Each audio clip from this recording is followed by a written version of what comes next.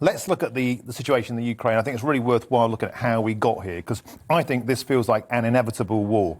So 15 years ago, Putin, a former KGB agent, sadly battered by the collapse of the former Soviet Union, said NATO stop expanding eastwards towards Russia. And the West didn't listen. They pressed ahead. So the tantalising dangle of NATO membership has been on the table since 2008. It's written into Ukraine's constitution.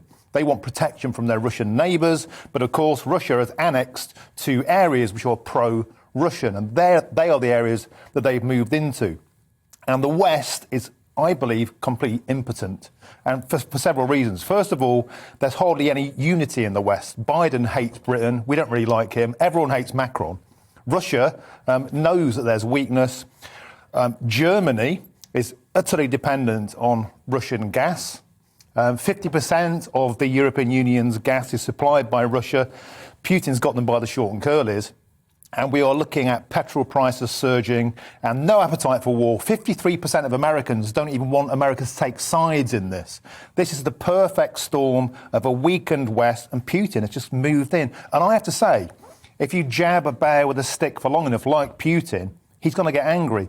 NATO should have backed off and I think relinquished on this. They haven't, and this feels like an inevitable war. What do you think, Amy? Yeah, I think the reality is that Putin might be sort of looking to win a battle here, but he is fundamentally losing a war, and that situation is one of his own making. While I think there were, at earlier stages in this crisis, potentially some legitimate claims that the West had acted overly aggressively or in their kind of assembling of troops in and around Ukraine, that they were to some extent responsible for, as Martin said, poking the bear. I think what we saw last night was a real escalation from Putin that kind of undermines that argument. I mean, yesterday he disregarded Ukraine as a nation, and by that very tone you could include Latvia, Lithuania, Romania. I think last night's speech really escalated things to the point that I think Putin is no longer will find himself with many defenders anywhere. And interestingly, I think he's achieving the exact opposite of what he's looking to do. The more he ramps up aggression in and around Ukraine, the more he drives people under the umbrella of NATO security.